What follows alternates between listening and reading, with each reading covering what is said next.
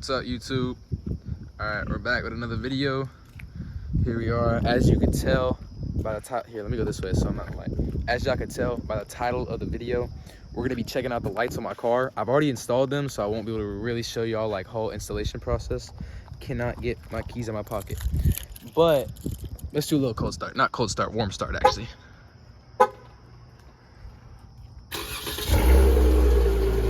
Yep, that's definitely a warm start. Shit is not loud, I'll tell you that.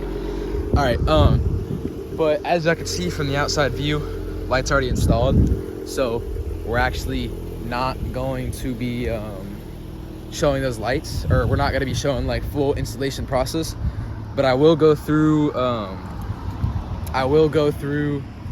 sorry, car just passed.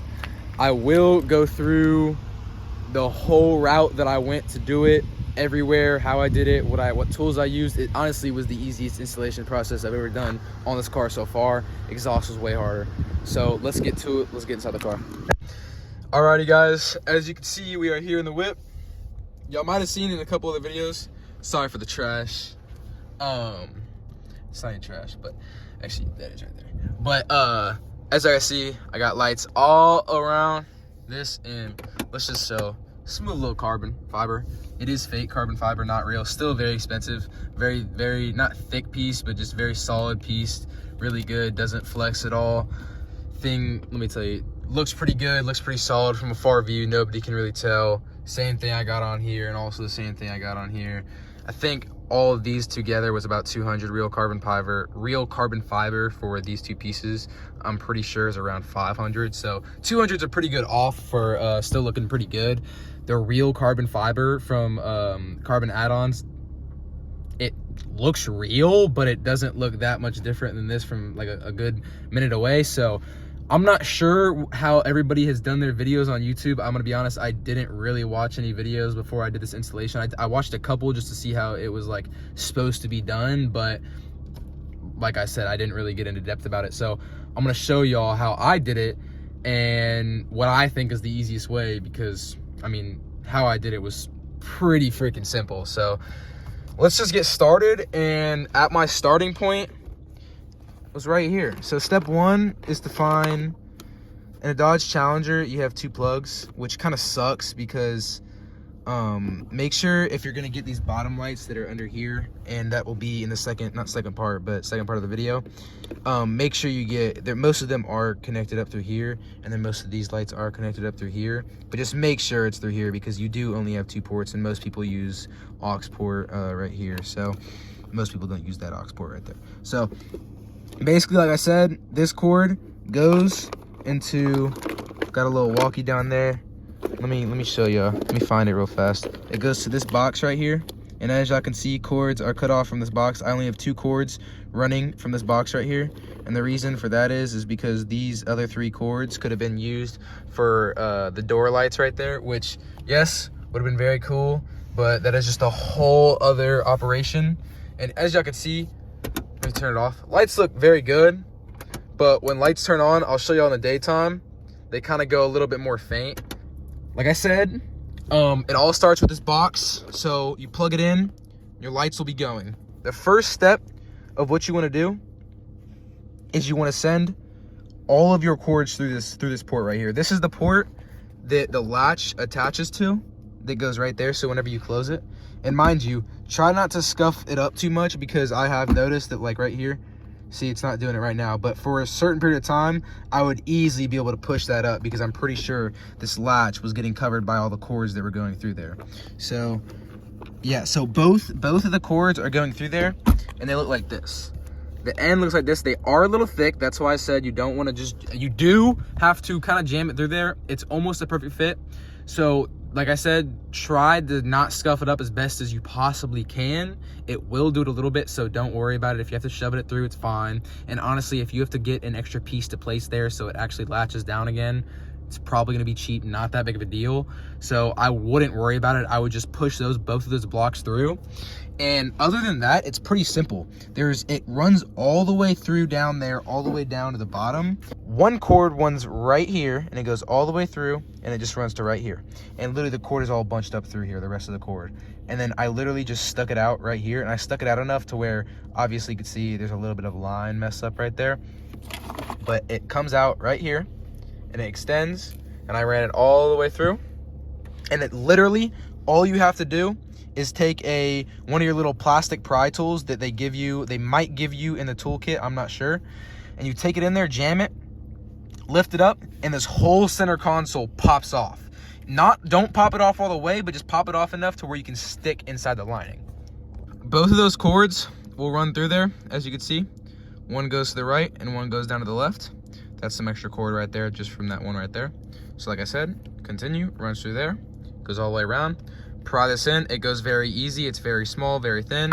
Make sure you run the little wire through it first and then connect it. Make sure it comes out both sides. This kind of pulled in a little bit, but it's not bad. And then the second part, it runs all the way down, all the way up through here. You can see my fingers are easily able to go inside of that. It's very easy to stick in. All I did was literally just push the cord. So when that cord runs all the way through there, literally you'll hear it drop out. So you're just gonna stick your hand up in there, and you can, just like the other side, you can pull your hands out, put your fingers up in there, pull it out a little bit. The cord will, all right, pause, bro. The cord will drop out.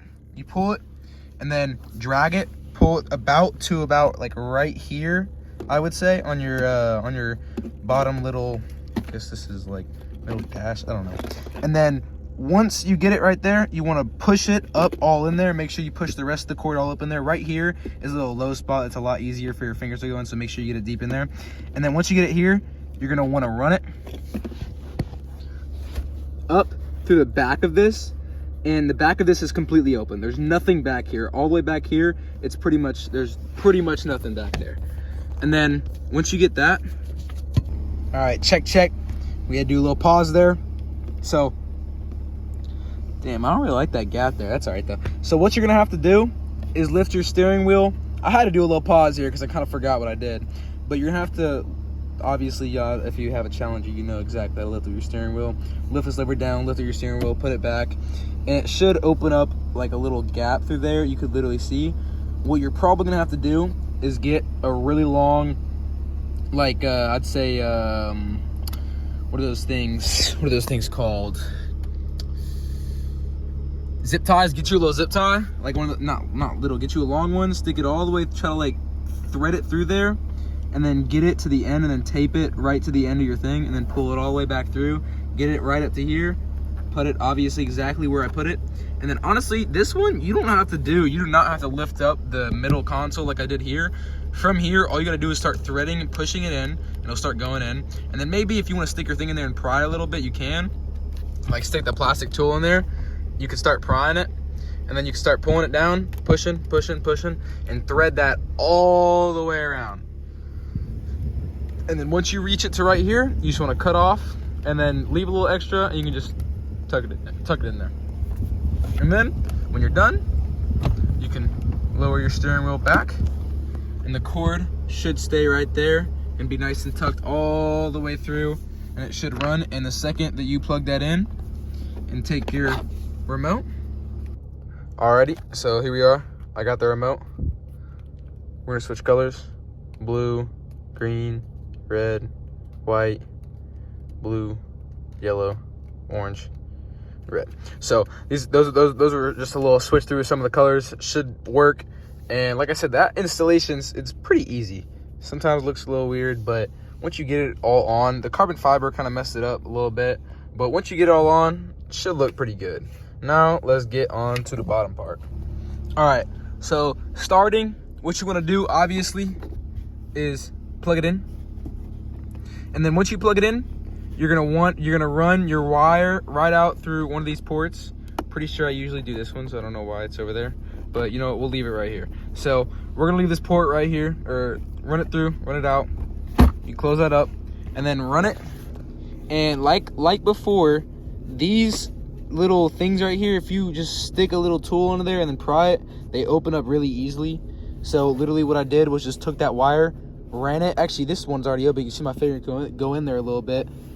All you gotta do is just put it under there and then keep pushing till you get it to right here. And then once you get all the wires right here, you can see these 2 wires separate into 4. And then one of the wires runs out right here, which then runs all the way up into the bottom, which as you can see shows the light.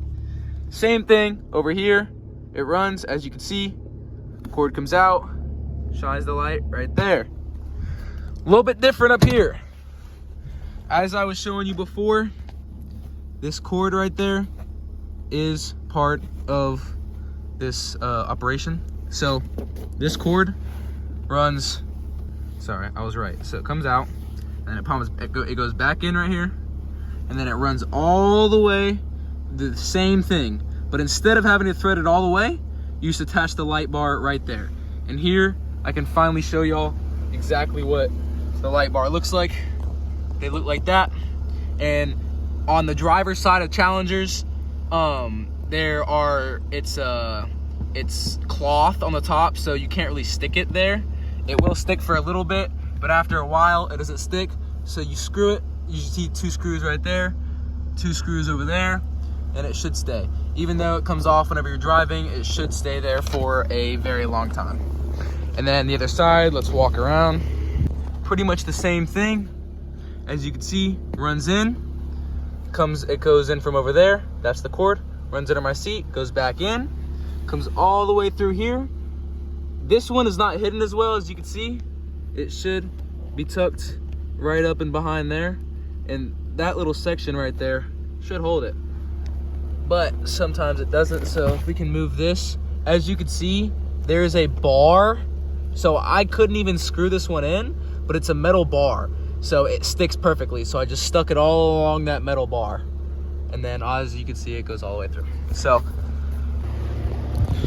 So as y'all could probably tell, the installation process for both of the bar lights for your feet, and then also for passenger and back seats, and then also the front lights that go around the dash and around the center console thing.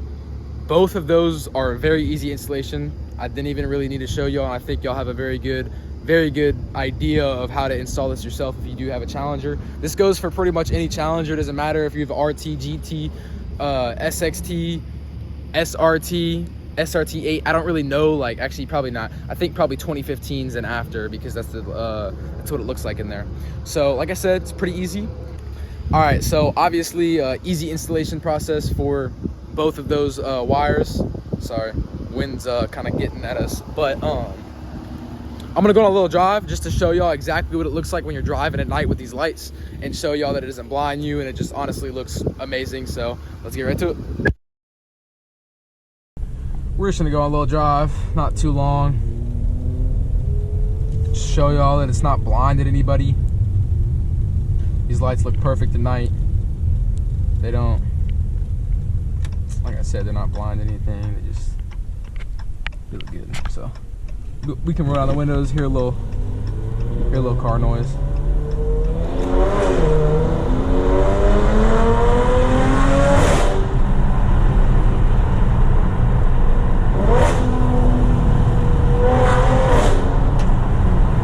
Damn. They be light.